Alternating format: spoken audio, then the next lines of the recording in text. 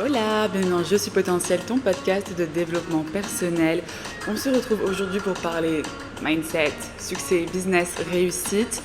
Cet épisode, il est particulièrement dédié aux entrepreneurs qui sont dans une phase de transition, de stagnation, qui perdent le goût dans leur business, qui perdent le goût dans ce dans quoi ils entreprennent.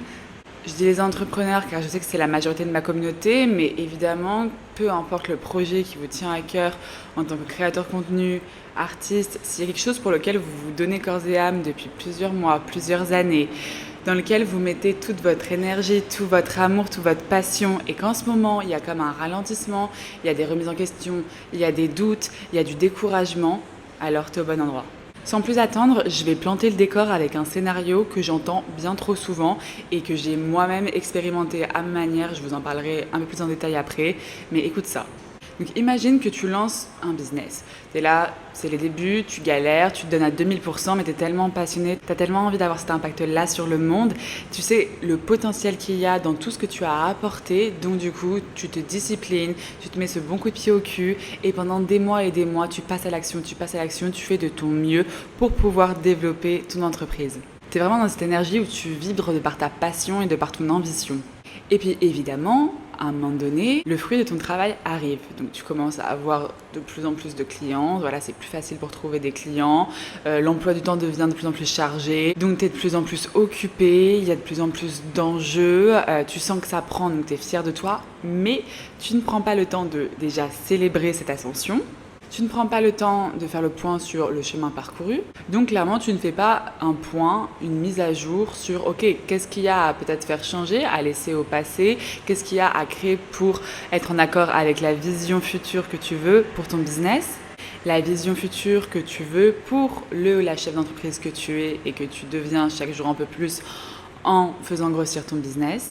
Bref, tu oublies de faire ce point sur quelles sont les nouvelles priorités, qu'est-ce que je délègue, quel est mon nouveau prix, le business model, est-ce qu'il doit évoluer. Et à ce moment-là, en fait, tu t'attaches même à tes habitudes, à ton mindset et à tes peurs que tu as depuis le début. Sauf que tu n'es plus la personne d'il y a 6 mois, 1 an, 2 ans, 3 ans, quand tu t'es lancé. Tu as fait du chemin, mais tu as gardé le même mindset parce que tu ne t'es pas vraiment posé, genre t'as pas fait un stop pour faire ce point-là de OK, où est-ce que je veux aller, où est-ce qu'on en est, qu'est-ce qui a marché, qu'est-ce qui n'a pas marché, qu'est-ce qui est en accord avec ce que je veux devenir, qu'est-ce qui ne l'est plus. Donc tu continues sur ta lancée comme dans tes débuts de l'entrepreneuriat, dans tes débuts quand tu t'es lancé dans ton projet. Tu continues sur ta lancée de bosser à fond les ballons, pas trop faire attention à ton bien-être en fait, à poser des limites sur ton temps de travail, à dire oui à tout, à pas forcément prioriser, à te disperser. Enfin toutes ces petites erreurs de débutante, peut-être que tu continues à les faire parce qu'à aucun moment tu te poses sur où est-ce que tu en es aujourd'hui et quelle est la posture que tu incarnes aujourd'hui et vers quelle posture tu veux tendre pour demain.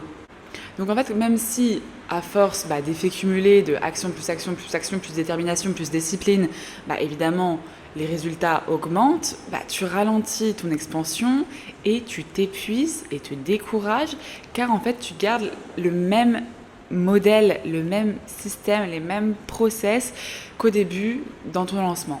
Sauf que par exemple, quand on se lance au début, on a peu de clients, donc on a un temps fou pour tout ce qui est la création de contenu. Enfin voilà, on a un emploi du temps qui est totalement différent qu'une fois que les clients arrivent, qu'il y a quand même un bon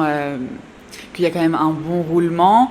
Évidemment, il faut toujours continuer la communication, mais c'est des priorités qui sont différentes. Et puis peut-être que tu vas te rendre compte que la nouvelle cible, parce qu'il y a aussi à mettre à jour peut-être la cible, peut-être qu'aujourd'hui, les personnes que tu accompagnes, les personnes avec qui tu travailles, c'est plus les personnes avec qui tu veux travailler pour ton futur. Donc ok, cette nouvelle cible, comment je fais pour lui parler, comment je communique au mieux vers cette cible. Enfin bref, il y a des mises à jour à faire et c'est normal en fait.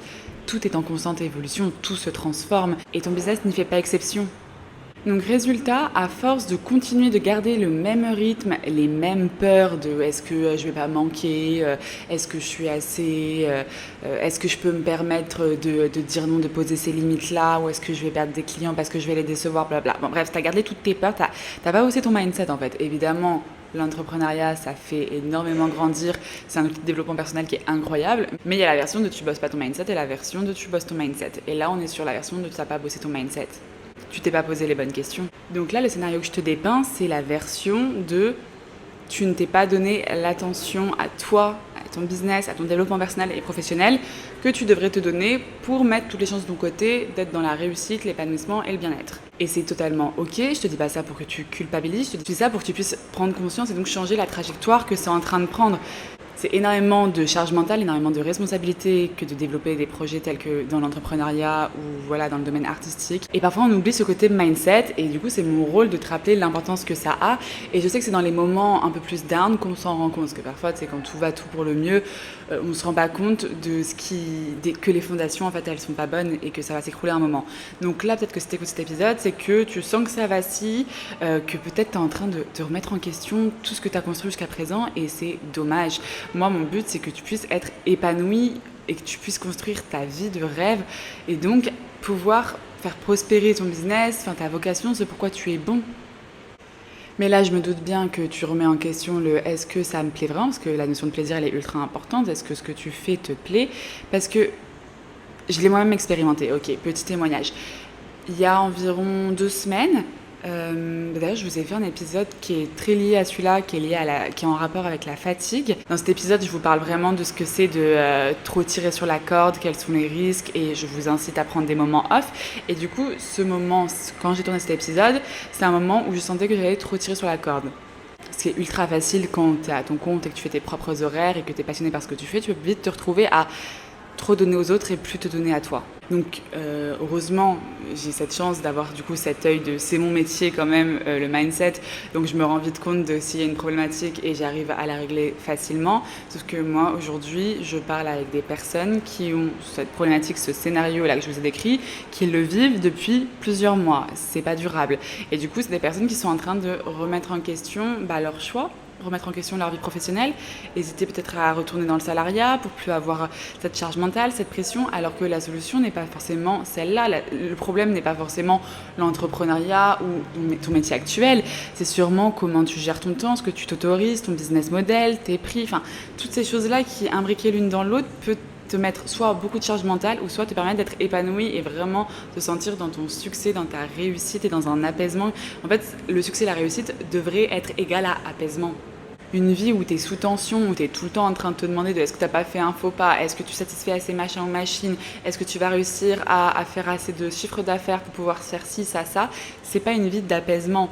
Genre ça peut être stimulant au début, c'est un peu le game de l'entrepreneuriat au début, mais au bout d'un moment c'est drôle 5 minutes. Si tu as besoin de stabilité, un minimum de stabilité pour pouvoir en fait continuer à accroître, à te développer et à te sentir bien en fait. Dans mon cas, je suis arrivée à un stade où j'avais assez de coaching, qu'est-ce que assez, qu'est-ce que trop, qu'est-ce que pas assez, c'est un grand sujet, mais moi je pensais que j'avais encore de la marge pour accueillir certains coachés, sauf que le fait est que ma priorité c'est la qualité, c'est ça qui me fait me rendre fière de mon travail, et je me suis rendu compte en fait qu'en ajoutant des coachés en quantité, je perdais de la qualité dans mon accompagnement, et donc ça faisait chuter ma confiance en moi en tant que coach, parce que je n'étais pas en mesure, j'avais pas l'énergie pour pouvoir donner à autant de coachés de façon qualitative.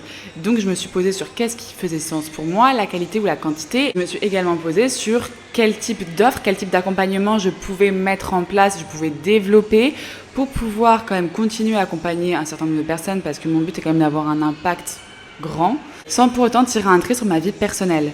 Je t'invite à te demander qu'est-ce que ferait la version idéale de la businesswoman ou du businessman que tu veux devenir.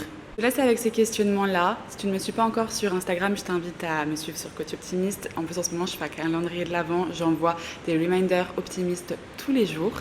Et si ce n'est pas encore fait, tu peux t'abonner du coup à ma chaîne YouTube pour ne rater aucun épisode.